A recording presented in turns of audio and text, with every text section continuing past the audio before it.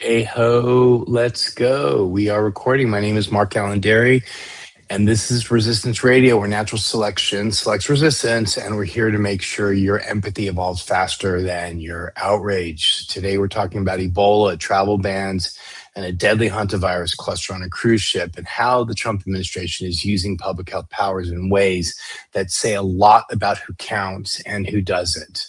So, what's happening, where, and who's at risk? Right now, there's an Ebola outbreak in the Eastern Democratic Republic of the Congo, driven by the Bundibugyo strain of the virus. The WHO and CDC describe hundreds of suspected infections and dozens of deaths in the Ituri province and neighboring areas. One recent tally reported 240 suspected cases and 80 deaths.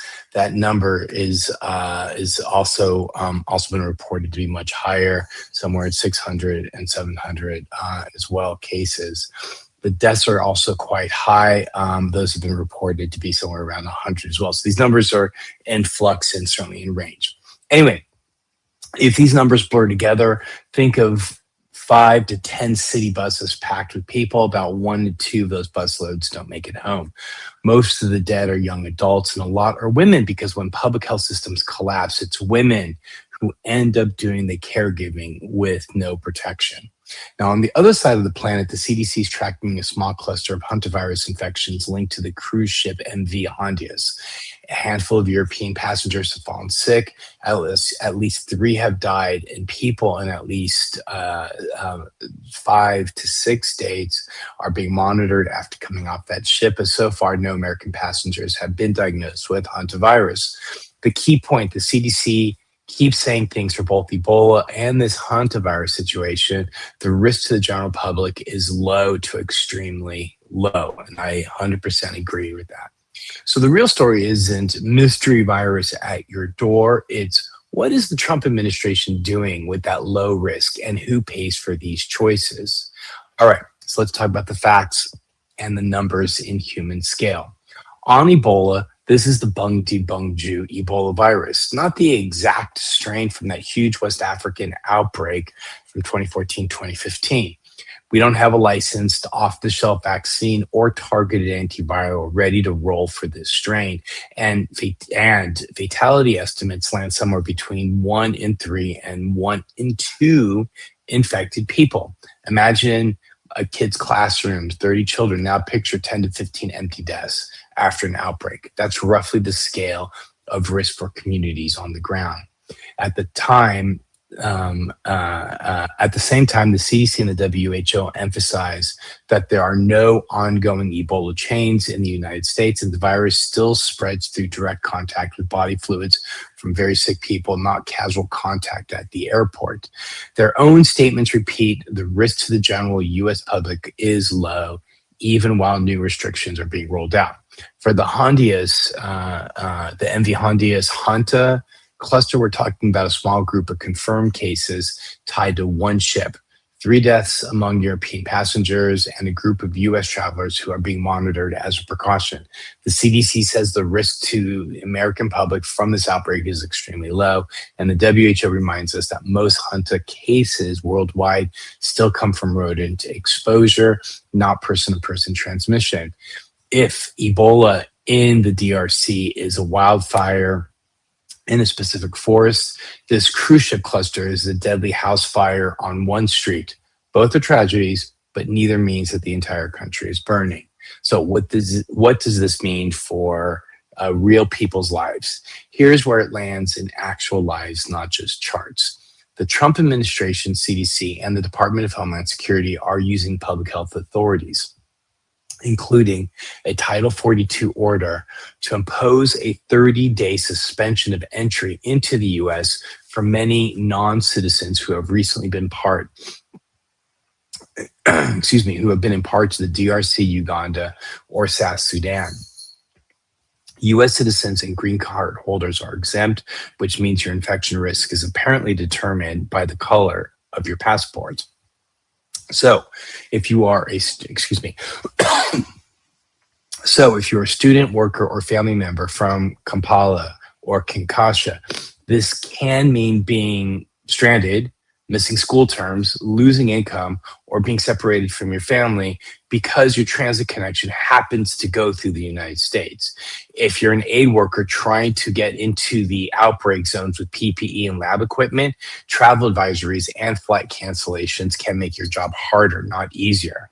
And back home, Americans get another round of airport theater, screenings, questionnaires, enhanced arrivals that feel reassuring, but have historically done very little to stop viruses. We saw this past Ebola outbreaks. We saw this with past Ebola outbreaks and with COVID. Questions at the gate, no real investment in the clinics and public health infrastructure that would actually keep communities safer. On the Honduras side, we see a contrast when mostly European and North American cruise passenger are exposed. The CDC arranges monitoring and quarantine and high resource setting in Nebraska and holds regular briefings. What was that urgency when indigenous and rural communities were dealing with where was that urgency when indigenous and rural communities were dealing with rodent-borne hantavirus for decades with far less attention? All right, policy and power. What Trump chooses to tell us. Sorry. All right, let's go, Gilly. Let's be explicit. These are Trump administration decisions. The CDC and DHS don't act in a political vacuum. They operate under a president who campaigned on hardline border policies and has a track record of using public health as a justification for exclusion. When the administration uses Title 42 style powers to block non-US citizens from Ebola affected regions, despite saying the risk to Americans is low, they're not just following the science, they're reinforcing a familiar pattern.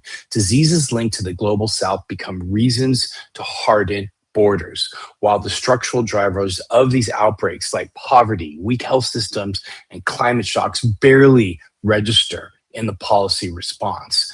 African governments and regional bodies have warned for years that blanket travel restrictions are often more about optics than safety, and they can actually make outbreaks worse by scaring countries away from reporting early. If every honest case report gets you punished with flight bans and visa suspensions, the rational move for a fragile government is to keep quiet until they can't. So who benefits? The Trump and allied politicians get to stand at podiums and say they protected America by keeping people out from specific African countries. Airlines and cruise operators can point to the CDC guidelines and say, we're just following orders, instead of rethinking profit-driven decisions that put people in harm's way. And who is harmed? The same communities who've always paid the price: African travelers and migrants, health workers on the ground with too little support, and families who see their loved ones turned into talking points instead of patients with names. So, in closing, Ebola in the DRC, hantavirus on a cruise ship, these are real emergencies for the people living through them. But for those of us watching from the US, the bigger test is whether we respond with solidarity or with scapegoating. Right now, the Trump administration is leaning hard on border theatrics while leaving the deeper work of global health justice underfunded and unfinished. This is Resistance Radio, where natural selection selects resistance, and good public health should select compassion over performative panic. So stay curious, stay human, and remember, a policy that protects passports more than people isn't about health at all. It's all about power. Thank you all very much.